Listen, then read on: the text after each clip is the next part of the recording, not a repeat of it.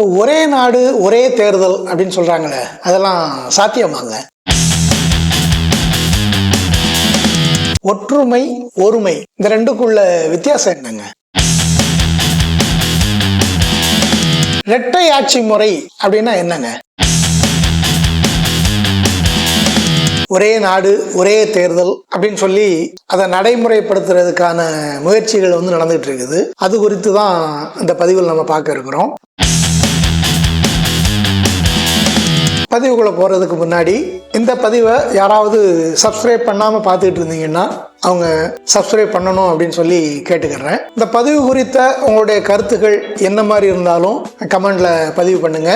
அதுக்கு பதில் அளிக்கிறதுக்கு நான் காத்துக்கிட்டு இருக்கிறேன். இந்த பதிவு உங்களுக்கு பிடிச்சிருந்தது அப்படின்னா உங்க நண்பர்களுக்கும் தெரிவித்து பார்க்க சொல்லுங்க, லைக் பண்ணுங்க, ஷேர் பண்ணுங்க. வாங்க பதிவுக்குள்ள போகலாம்.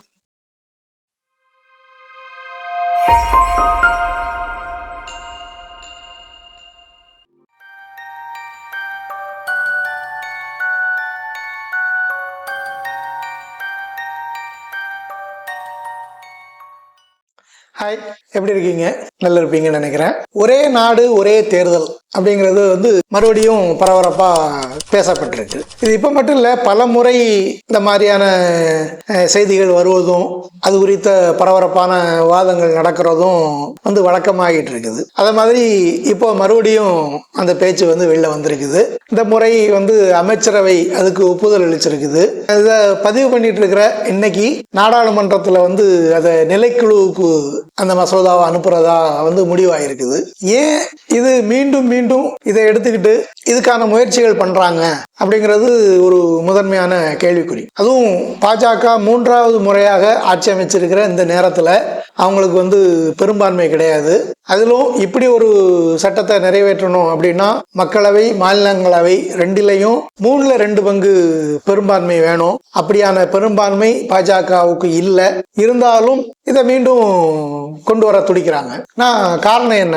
நிஜமாவே இந்த மாதிரி ஒரு தேர்தல் முறை வேணும் அப்படின்னு நினைக்கிறாங்களா, இல்ல வேற எதையாவது மறைக்கணும் அப்படிங்கிறதுக்காக இத கிளப்பி விடுறாங்களா? ஒரே நாடு ஒரே தேர்தல் அப்படின்னு சொன்னோன்னு தேர்தல் நடைமுறை குறித்து நிறைய பேர் கேள்வி எழுப்பியிருக்கிறாங்க. இடையில மாநில அரசு கவிழ்ந்துருச்சு அப்படின்னா என்ன செய்யறது, இல்ல ஒன்றிய அரசே கவிழ்ந்துருச்சு அப்படின்னா என்ன செய்யறது, இல்ல தேர்ந்தெடுக்கப்பட்ட எம்எல்ஏவோ எம்பியோ 1 வருஷம் 1.5 வருஷத்துல இறந்து போயிடுறாங்கன்னு வச்சுங்க, அப்ப என்ன செய்யறது? அந்த தொகுதியை தவிர்க்க இயலாத காரணத்தினால ஒரு மாநில அரசு கலைக்கப்படுது அப்படின்னு வச்சுக்கோங்க, அப்ப என்ன செய்யறது? இப்படி பலரும் கேள்வி எழுப்பியிருக்கிறாங்க. இந்த கேள்விகளுக்கு இது வரைக்கும் இதுதான் அதுக்கு தீர்வு அப்படின்னு சொல்லி யாரும் பதில் சொல்லல. இந்த ஒரே நாடு ஒரே தேர்தல் இது சாத்தியமா, நடைமுறையில சாத்தியப்படுத்த முடியுமா அப்படிங்கிறதுக்கு இந்த 2 தான் காரணமா இருக்குது. ஒண்ணு, மக்களவையிலையும் மாநிலங்களவையிலையும் பெரும்பான்மை இல்லை அப்படிங்கிறது. 2வது, இந்த மாதிரியான நடைமுறை சிக்கல்கள். இடையில அரசு கவிழ்ந்தது அப்படின்னா 5 வருஷம் வரைக்கும் மீதம் இருக்கிற காலத்துல என்ன நடக்கும் அப்படிங்கிறதுக்கு பதில் இல்லை அப்படிங்கிறது. இந்த 2ஐயும் வச்சுக்கிட்டு தான் இது நடைமுறை சாத்தியம் இல்லை அப்படின்னு சொல்லி சொல்றாங்க. ஆனா இந்த நடைமுறை சாத்தியமா இல்லையா அப்படிங்கிறதுக்கு அப்பாற்பட்டு வேற சில விஷயங்களும் இதுல பார்க்க வேண்டியிருக்கு. ஏன்னா இந்த ஒரே நாடு ஒரே தேர்தல் அப்படிங்கிறது புதிய இப்ப கொண்டு வர விஷயம் இல்லை. இது பல முறை கொண்டு வரப்பட்ட, ஏற்கனவே நடைமுறைப்படுத்தப்பட்ட வேற சில விஷயங்களுடைய தொடர்ச்சி. இது ஒரே நாடு ஒரே வரி அப்படிங்கிற மாதிரி ஒரு சட்டம் கொண்டு வந்தாங்க. ஒரே நாடு ஒரே சட்டம் அப்படின்னு சொல்லி சொன்னாங்க. இந்த மாதிரியான பல ஒரே திட்டங்கள் இங்க இருக்குது. சில நடைமுறைப்படுத்தப்பட்டிருக்குது, இன்னும் சில திட்டமா இருக்குது. அதுலதான் அந்த ஒரே நாடு ஒரே தேர்தல் அப்படிங்கிறது வருது. இந்தியா அப்படிங்கிறது குறித்த ஒரு அமைப்பு முறை அப்படின்னா என்ன? முதன்மையா வேற்றுமையில் ஒற்றுமை அப்படின்னு சொல்லி சொல்லுவாங்க. ஏன் அப்படி சொல்றாங்கன்னா, இது பல்தேசிய நாடு. அதாவது பல மொழிகள் இங்க பேசப்படுது. ஒவ்வொரு மாநிலத்துக்கும் ஒரு மொழி இருக்குது. ஒவ்வொரு மாநிலத்துக்கும் ஒரு பண்பாடு இருக்குது.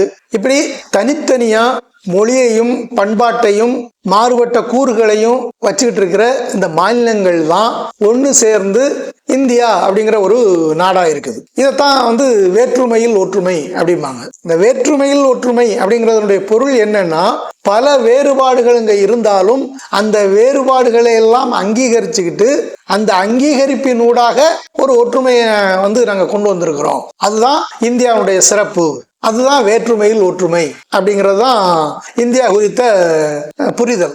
யாதும் ஊரே யாவரும் கேளிர் அப்படிங்கிற பாடல் நமக்கு எல்லாருக்கும் தெரியும். இந்த பாட்டினுடைய பொருள் என்னன்னா, உங்களுக்கு எந்த ஊரா வேணாலும் இருக்கலாம், நீங்க யாரா வேணாலும் இருக்கலாம், ஆனாலும் நாம அனைவரும் உடன்பிறப்புகள் அப்படிங்கிறது தான் இந்த பாட்டினுடைய இந்த வரியினுடைய பொருள். நாம யாவரும் உடன்பிறப்பு அப்படின்னா, அப்போ உங்களுடைய தனித்தன்மையெல்லாம் ஒன்றும் கிடையாது, உங்களுக்கு மொழி கிடையாது, உங்களுக்கு பண்பாடு கிடையாது, அது எல்லாத்தையும் நீக்கிட்டு நீங்க எல்லாரும் ஒன்னா இருங்க அப்படின்னா அதுக்கு பொருள் அப்படி இல்லை. மாறா உங்களுடைய வேற்றுமைகள் எல்லாத்தையும் அங்கீகரிச்சுக்கிட்டு நீங்க அனைவரும் உடன்பிறப்புகளாக இருங்க அப்படின்னு சொன்னா தான் அது சரியானதா இருக்க முடியும். இப்போ ஒற்றுமை அப்படிங்கிறது ஒரு உணர்வு, ஆனா ஒருமை அப்படிங்கிறது கட்டளை. ஒன்றிய பாஜக அரசு கொண்டு வர விரும்புகிற ஒரே திட்டங்கள் அனைத்திலும், இந்த ஒரே நாடு ஒரே தேர்தல் உட்பட எல்லாத்துலயும் ஒற்றுமை இல்ல, ஒருமை தான் இருக்குது. இதுதான் இந்த ஒரே திட்டங்களுடைய நோக்கம்.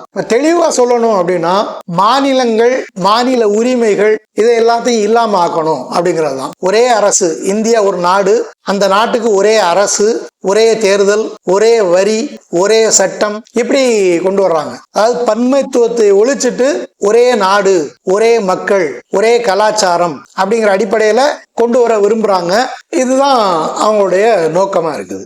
ஏன் ஒரே நேரத்துல தேர்தல் நடத்த வேண்டிய தேவை இருக்குது அப்படின்னு சொல்றதுக்கு அவங்க 3 முதன்மையான காரணத்தை சுட்டி காட்டுறாங்க. அதுல முதல்ல இருக்கிறது செலவு. அதாவது நாடு முழுக்கும் பல தேர்தல்களை ஆண்டு முழுக்கும் நடத்திக்கிட்டே இருக்க வேண்டியிருக்குது. தேர்தல் நடக்காத ஆண்டே இல்லை அப்படின்னு சொல்ற மாதிரி ஒவ்வொரு ஆண்டுலையும் ஏதாவது சில மாநிலங்களுக்கு தேர்தல் நடந்துகிட்டே இருக்குது. இப்படி துண்டு துண்டா தனித்தனியா தேர்தல் நடத்திக்கிட்டே இருக்கிறதுனால கடுமையான செலவாகுது. இந்த செலவை குறைக்கணும் அப்படிங்கிறது முதல் காரணம். அது ஒரு தடவை தேர்தல் நடத்தி முடிக்கிறதுக்கு 1 லட்சம் கோடிக்கும் மேல செலவாகுது அப்படின்னு சொல்றாங்க. அவ்வளவு செலவு ஆகவா செய்யுது ஒரு தேர்தல் நடத்துறதுக்கு அப்படின்னா அப்படி இல்லை. அவங்க சொல்றது என்ன அப்படின்னா, ஒட்டுமொத்தமா, அதாவது வேட்பாளர்கள், கட்சிகள், அவங்க தனிப்பட்ட முறையில செய்யற அத்தனை செலவுகளையும் சேர்த்து ஒரு தேர்தலுக்கு 1 லட்சம் கோடிக்கு மேல செலவாகுது அப்படின்னு சொல்றாங்க. ஆனா இதுல அரசு எவ்வளவு செலவு பண்ணுது அப்படின்னா, அதிகபட்சம் 10,000 கோடி. ஒரு முறை எல்லா மாநிலங்களுக்கும் ஒன்றியத்துக்கும் தேர்தல் நடத்துறதுக்கு சற்றேறக்குறைய 10,000 கோடி செலவாகுது. இந்த 10,000 கோடிங்கிறது அதிகமா? அப்படி அது அதிகம் அப்படின்னு சொல்ல முடியாது. இந்தியாவில் போடப்படுற 5 ஆண்டு பட்ஜெட் தொகையை கூட்டி பார்த்தோம் அப்படின்னா 1% கூட இந்த தேர்தல் செலவு அப்படிங்கிறது வரல. இப்ப இந்தியா அப்படிங்கிறது மிகப்பெரிய ஜனநாயக நாடு, ஜனநாயக மாண்பை கடைபிடிக்கிற நாடு அப்படின்லாம் பெருமையா சொல்லப்படுது. அப்படி பெருமையா சொல்லப்படுகிற இந்த நாட்டுல இந்த தேர்தலுக்காக செலவழிக்கிற 1% கூட இல்லாத இந்த செலவை மிகப்பெரிய செலவு, இதை தவிர்க்கணும் அப்படின்னு சொல்றது எந்த விதத்துல சரியா இருக்கும் அப்படிங்கிறது அவங்களுடைய யோசனைக்கு. ரெண்டாவது என்ன சொல்றாங்கன்னா, இந்த மாதிரி அடிக்கடி தேர்தல் நடத்துறது அப்படிங்கிறது மக்களை வழி நடத்துறதுக்கு தேவையான, முன்னேற்றத்துக்கு தேவையான கொள்கைகள் எடுக்கிறதுக்கு இடையூறா இருக்குது, தடையா இருக்குது அப்படின்னு சொல்றாங்க. இந்த காரணத்தை கேட்டோன்னே உங்களுக்கே சிரிப்பு வந்திருக்கும் தானே. அது இந்தியா மட்டும் இல்ல, பல 3ஆம் தர நாடுகள், வளரும் நாடுகள் அப்படின்னு எடுத்துக்கிட்டோம் அப்படின்னா, பெரிய அளவுல இந்திய ஆட்சியாளர்கள் யாரும் திட்டங்கள் வகுத்து செயல்படுறது இல்லை. ஏன்னா திட்டங்கள் அனைத்தும் பன்னாட்டு அமைப்புகள் மூலம் கொடுக்கப்படும் திட்டத்தை தான் இவங்க நடைமுறைப்படுத்துறாங்க. அந்த வேலை தான் நடக்குது. இதை பல விதங்கள்ல ஏற்கனவே நம்ம பார்த்துருக்கலாம், பேசியிருக்கலாம். ஏன்னா கடன் கொடுக்குறாங்க, கடன் கொடுக்கும் போதே நீங்க என்னென்ன செய்யணும் அப்படின்னு ஒரு திட்டம் போட்டு கொடுத்துட்றாங்க. அப்ப எங்க இருக்கிறவங்களுடைய வேலை அவங்க கொடுக்குற அந்த திட்டத்தை நடைமுறைப்படுத்துறது தான். அப்படி இருக்கும்போது மக்களுடைய முன்னேற்றத்துக்காக திட்டங்கள் தீட்டுறதுக்கு எங்களுக்கு நேரம் கிடைக்கல, அடிக்கடி தேர்தல் வந்துகிட்டே இருக்கிறதுனால அது இடையூறா இருக்குது அப்படின்னு சொல்றது எப்படி ஏத்துக்கிறது? உங்களால ஏத்துக்கிட முடியுதா? இதை 3வது காரணம் பணிச்சிதறல். அதாவது இந்த தேர்தல் நடக்கும்போது அரசு அதிகாரிகள் எல்லாம் தேர்தல் வேலையை, மற்ற வேலைகள்லாம் விட்டுட்டு தேர்தல் வேலைகளை மட்டும்தான் முனைப்படுத்தி கடுமையா செஞ்சுக்கிட்டு இருக்கிறாங்க. அதனால அவங்க இயல்பா செய்ய வேண்டிய வேலைகள் எல்லாம் செய்ய முடியாம போகுது. ஒரே தேர்தலா கொண்டு வரணும் அப்படின்னு நினைக்கிறோம் அப்படின்னு சொல்றாங்க.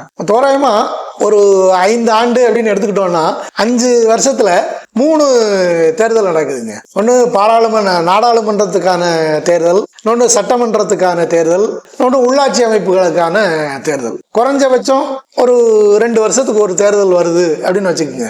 ஒரு அரசு அலுவலருக்கான வேலை நாள் அப்படின்னு எடுத்துக்கிட்டோம்னா 365 நாள்ல வார விடுமுறை, அரசு விடுமுறையெல்லாம் போக ஒரு தோராயமா 200 நாள் அப்படின்னு வச்சுக்கோங்க. அப்போ 2 வருஷத்துக்கு ஒரு தேர்தல் எப்படியாவது வந்துருது அப்படின்னா 200 400 நாள். இந்த 400 நாள்ல எவ்வளவு நாள் அவரு தேர்தல் வேலையை பாத்திர போறாரு? அதிகபட்சம் 30 நாள் இல்ல 40 நாள். அப்போ கிட்டத்தட்ட 350 நாள் பார்க்க முடியாத வேலைய இந்த 30 நாள் 40 நாள் தேர்தலுக்காக வேலை செய்யறதுனால அந்த 350 நாள்ல பார்க்க வேண்டிய வேலை கெட்டு போகுது அப்படின்னு சொன்னா அதை எப்படி ஏத்துக்கிடுறது? உங்களால ஏத்துக்கிட முடியுதா?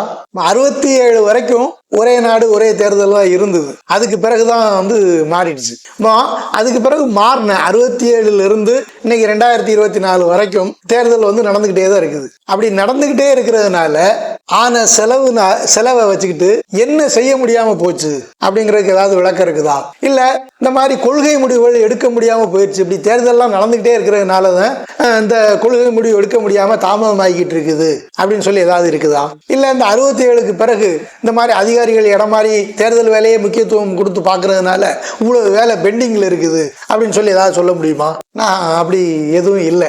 ஆனாலும் இந்த மாதிரியான காரணங்களை முன் வச்சுக்கிட்டு ஒரே தேர்தலாக கொண்டு வரணும் அப்படின்னு நினைக்கிறாங்க. இது எவ்வளவு முட்டாள்தனமா இருக்குது அப்படிங்கிறது உங்களுக்கே தெரிஞ்சிருக்கும். இதுல இப்ப முதன்மையா பார்க்க வேண்டியது என்ன அப்படின்னா, ஒரே நாடு ஒரே தேர்தலுங்கிறது நடைமுறைப்படுத்தப்பட்டால் என்ன செய்வாங்கன்னா இருக்கிற அரசுகளை பூரா கலைச்சிருவாங்களாம். கலைச்சிட்டு புதுசா தேர்தல் வைப்பாங்களாம். இது அரசியலமைப்புக்கு எதிரானதா இல்லையா?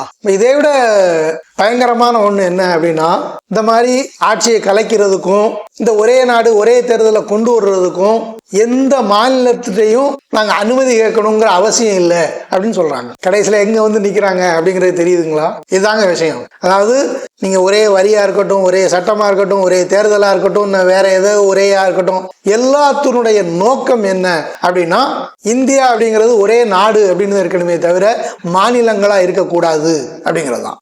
இறையாண்மை உள்ள இந்த மாநில அதிகாரங்களை எல்லாம் ஒழிச்சு கட்டிட்டு ஒரே அதிகார மையமா ஒன்றியம் மட்டும்தான் இருக்கணும் அப்படிங்கிறதுக்காகத்தான் இந்த திட்டங்கள்லாம் கொண்டு வரப்படுது அப்படிங்கிறது தெளிவாகும். சரி, இப்போ இந்த மாதிரி தேர்தல் நடத்துறதுக்கு எதிரான அது சரியில்லை அப்படின்னு சொல்லி பேசுறோம் அப்படிங்கிறதுனால இப்ப இருக்கிற இந்த தேர்தல் முறை ஏத்துக்கிறது மாதிரி இருக்குதா அப்படின்னா அதுலயும் சிக்கல் இருக்குது. அந்த அடிப்படையில தேர்தல் முறையில மாற்றம் கொண்டு வரணும் அப்படிங்கிறதுல மாற்று கருத்து ஒண்ணு இல்லை. ஆனா என்ன மாதிரி மாற்றம் கொண்டு வரணும் அப்படிங்கிறது முதன்மையான கேள்வி. இப்ப இருக்கிற இந்த தேர்தல் முறை அப்படிங்கிறது காலனி ஆதிக்க காலத்துல வெள்ளைக்காரங்க கொண்டு வந்த தேர்தல் முறை. தெளிவா சொல்லணும்னா இது இரட்டை ஆட்சி முறை. அதாவது மக்கள் யார ஓட்டு போட்டு தேர்ந்தெடுக்கிறாங்களோ அவங்களுக்கு பெரிய அளவுல உரிமை இல்லை, கொஞ்சம் தான் உரிமை இருக்குது. யாரு மக்களால் தேர்ந்தெடுக்கப்படாமல் வர்றாங்களோ அவங்களுக்கு தான் பெரும்பான்மையான அதிகாரங்கள் இருக்குது. இதுதான் இந்தியாவுடைய அரசு வடிவம். அதாவது தேர்தலில் பங்கெடுத்து நீங்க பிரதமராகவோ முதலமைச்சராகவோ ஏனைய அமைச்சர்களாகவோ நீங்க இருந்துக்கிடுங்க, ஆனா பெரும்பாலான அதிகாரம் எங்கள்கிட்ட தான் இருக்கும் அப்படிங்கிற அடிப்படையில வெள்ளைக்காரன் கொண்டு வந்த அதே நடைமுறையை தான் இன்னை வரைக்கும் நம்ம வச்சுக்கிட்டு இருக்கிறோம். அரசு அதிகாரிகள் அவங்க தான் எல்லாத்தையும் தீர்மானிப்பாங்க. அறிவிக்கும் அதிகாரம் கொண்டதாக மட்டும்தான் மக்களால் தேர்ந்தெடுக்கப்படுவங்க இருக்கிறாங்க. இதுக்கு உள்ள போய் விவரமா பார்க்கணும் அப்படின்னா நிறைய விவரங்கள் சொல்லலாம். தேவைப்பட்டா அதை தனி பதிவா பார்ப்போம். இப்போதைக்கு நம்ம புரிஞ்சுக்கிட வேண்டியது என்ன அப்படின்னா, நாம ஓட்டு போட்டு தேர்ந்தெடுக்கிற மக்களுடைய பிரதிநிதிகளுக்கு பெரிய அளவுல அதிகாரம் இல்லை, குறைஞ்ச அளவுல தான் அதிகாரம் இருக்குது. இப்ப நம்ம தேர்தல் முறையை மாற்றணும் அப்படின்னா என்ன மாதிரியான மாற்றம் கொண்டு வரணும் அப்படின்னா 2 அடிப்படையான விஷயங்கள் இருக்குங்க. ஒண்ணு, மக்கள் தங்களுடைய பிரதிநிதி அப்படின்னு சொல்லி ஒரு ஆளை நாடாளுமன்றத்துக்கோ சட்டமன்றத்துக்கோ அனுப்புறாங்கன்னா அவங்களுக்கு தான் முழுமையான அதிகாரம் இருக்கணும். என்ன அதிகாரம்னா சட்டம் இயற்றுவதற்கும் அந்த சட்டத்தை நடைமுறைப்படுத்துவதற்கும் முழுமையான அதிகாரம் அவங்களுக்கு தான் இருக்கணும். இப்ப அப்படி இல்லை அப்படிங்கிறதுனால இதை கொடுக்கறதுக்காக தேர்தல் முறைகள்ல மாற்றங்களை கொண்டு வரணும். அப்படியான மாற்றங்கள் கொண்டு வரப்பட்டதுன்னா அதை நம்ம வரவேற்க முடியும். எடுத்துக்காட்டுக்கு ஒண்ணு பார்க்கலாங்க. சுவிட்சர்லாந்துன்னு ஒரு நாடு இருக்குது. அந்த நாட்டுல ஏதாவது சட்டத்தை திருத்தணும் பெரிய அளவுல மாற்றி அமைக்கணும் அப்படின்னா அதுக்கு தனியா ஓட்டெடுப்பு நடத்துவாங்க. எப்படி நம்ம தேர்தல் நடக்குதோ இதே மாதிரி தனியா ஒரு தேர்தல் நடத்தி இந்த சட்டத்தை நாங்க இந்த மாதிரி மாத்த போறோம், அதுல என்னென்ன நல்ல விஷயங்கள் இருக்குது, என்னென்ன தீய விஷயங்கள் இருக்குது, அதனால நான் இந்த மாதிரி மாத்துறோம், அப்படி மாத்துறதுக்கு உங்களுடைய ஆதரவு இருக்குதா இல்லையா அப்படின்னு சொல்லி தனியா ஓட்டெடுப்பு நடத்தி அந்த ஓட்டெடுப்பின் அடிப்படையில தான் அந்த சட்டத்தை மாத்தவோ திருத்தவோ முடியும். அப்படி ஒரு நடைமுறை சுவிட்சர்லாந்துல இருக்குது. இந்த மாதிரி நடைமுறை இங்க கொண்டு வர முடியுமா அப்படின்னு பார்த்தோம் அப்படின்னா அது வரவேற்கத்தக்க மாற்றம். இதுல இன்னொரு கேலிக்கூத்து ஒண்ணு இருக்குது. என்ன அப்படின்னா, ஒரே நாடு ஒரே தேர்தல் அப்படிங்கிற நடைமுறை இருக்கு இல்லையா, இத மக்கள்கிட்ட பூரா கருத்து கேட்டாங்களாம். அப்படி கருத்து கேட்டதுல 80% மக்கள் இந்த ஒரே நாடு ஒரே தேர்தலுக்கு ஆதரவு தெரிவிச்சிருக்கிறாங்க அப்படின்னு சொல்லி ஒரு செய்தி இருக்குது. உங்களுக்கு தெரியுமா எப்போ இந்த கருத்து கேட்பு நடந்தது அப்படின்னு? எனக்கு தெரியலைங்க. ஆனா அப்படி கருத்து கேட்பு நடத்தி 80% மக்கள் வந்து இதுக்கு ஆதரவு கொடுத்துருக்குறாங்க அப்படின்னு சொல்லி பதிவு பண்ணி வச்சிருக்கிறாங்க. இப்ப இருக்கிற தேர்தல் முறையில அடிக்கடி தேர்தல் வர்றது அப்படிங்கிறது வந்து ஓரளவு மக்களுக்கு பலனுள்ளதாக ஜனநாயகத்தன்மை உள்ளதாக இருக்குது அப்படிங்கிறது தான் நம்மளுடைய புரிதலா இருக்குது. என்னன்னா அடிக்கடி தேர்தல் வர்றதுனால தானே அரசியல்வாதிகள்லாம் வந்து மக்களை சந்திக்க வர்றாங்க. கொஞ்சமாவது அதிகாரிகளுக்கு கடிவாளம் போட முயற்சி பண்றாங்க. மோடியே எடுத்துக்கிடுங்க, இங்க தமிழ்நாட்டில் எவ்வளவோ பிரச்சனை நடந்திருக்குது. மழை வெள்ளம் பாதிப்பு புயல் அப்படின்னு என்ன இல்லாம இருக்குது. எப்போவாவது வந்து பார்த்துருக்கிறாரா? அங்க ஒருவேளை அப்படி வந்து பார்த்தாலும் எப்படி பார்ப்பாங்கன்னா, விமானத்துல உட்காந்துக்கிட்டு ஜன்னல் ஓரத்துல அப்படி ஒரு இருக்கையில் உட்காந்துக்கிடுவாங்க, முகத்தை அப்படி சோகமா வச்சுக்கிடுவாங்க, வச்சுக்கிட்டு ஒரு போட்டோக்கு ஒரு போஸ்ட் கொடுப்பாங்க. இயற்கை சீற்றத்தினால் ஏற்பட்ட சேதத்தை பிரதமர் பார்வையிட்டார், முதலமைச்சர் பார்வையிட்டார் அப்படின்னு சொல்லி ஒரு போட்டோ வரும். ஆனா தேர்தல்னு வந்ததுன்னா தேர்தல் நடக்கிறதுக்கு முன்னாடி 5 தடவை 6 தடவை வருவாங்க, வந்து கூட்டம் பேசுவாங்க, நாங்க அதை செய்யறோம் இதை செய்வோம் அப்படின்னு சொல்லி சொல்லுவாங்க. அதுக்காகவாவது பெட்ரோல் விலையை குறைப்பாங்க. இப்படிலாம் நடந்திருக்கு, நம்ம கண் முன்னால பார்த்துட்டு இருக்கிறோம் எல்லாத்தையும். அப்ப இதுதான் ஒரு குறைஞ்சபட்ச ஜனநாயக தன்மையாவது தருது. அப்ப இதையும் மாத்தி 5 வருஷத்துக்கு ஒருக்கத்தான் தேர்தல் அப்படின்னா தேர்தல் சமயம் அந்த ஒரு எதுக்கு அடிக்கடி வந்துகிட்டு 5 வருஷத்துக்கு ஒருக்க வந்தா போதும் இல்லையா? இப்படியான விஷயங்களை தான் அதுல நம்ம இருக்கிறதா புரிஞ்சுக்கிட வேண்டியது இருக்கு. ஆனா சரியா பார்த்தோம்னா இது யாருடைய தேவை அப்படின்னா கார்பரேட்டுகளுடைய தேவை. அவங்களுக்கு தான் இறையாண்மை உள்ள மாநிலங்கள் இருக்கிறது இடையூறா இருக்குது. ஏன்னா தேசிய முதலாளிகள் அப்படின்னு சொல்லி பெரிய அளவுல யாரும் கிடையாது, இருக்கிறதெல்லாம் கார்பரேட் முதலாளிகளாக தான் இருக்கிறாங்க. அப்ப அவங்களுக்கு மாநிலத்துக்கும் வேற வேற வரி இருக்கிறது வந்து இடையூறா இருக்குது. அதனால ஒரே வரி விதிப்பு கொண்டு வர்றாங்க. வேற வேற சட்டங்கள் இருக்கிறது சிக்கலா இருக்குது, அதனால ஒரே சட்டம் கொண்டு வர்றாங்க. இப்படி அடிக்கடி தேர்தல் நடந்துகிட்டே இருக்கிறது பகுதிகளில் இருக்கிற அரசியல்வாதிகளை வந்து சமாளிக்க வேண்டியது இருக்குது, சரி கேட்ட வேண்டி இருக்குது. அப்ப இந்த மாதிரியான காரணங்களுக்காக கார்பரேட்டுகளுக்கு ஒரு விதிமுறையை கொண்டு வந்தோம்னா நாடு முழுக்கும் அது அப்படியே செல்லுபடி ஆகணும் அப்படிங்கிற தேவை இருக்குது. அந்த தேவையினுடைய அடிப்படையில் இருந்து தான் இந்த ஒரே திட்டங்கள் எல்லாமே கொண்டு வரப்படுது அப்படிங்கிறதுல மாற்று கருத்து ஒன்றும் இல்லை. இப்போ இப்படி இந்த தேவைக்காக கொண்டு வரப்படுகிற இந்த ஒரே திட்டங்களை நம்மளால ஏத்துக்கிட முடியுமா அப்படிங்கிறது தான் கேள்வி. அப்படி ஏத்துக்கிட முடியாது, அப்படி ஏற்றுக்கொள்ள கூடாது அப்படிங்கிறது தான் சொல்லியோட புரிதல். மீண்டும் அடுத்த ஒரு பதிவில் சந்திக்கலாம். நன்றி.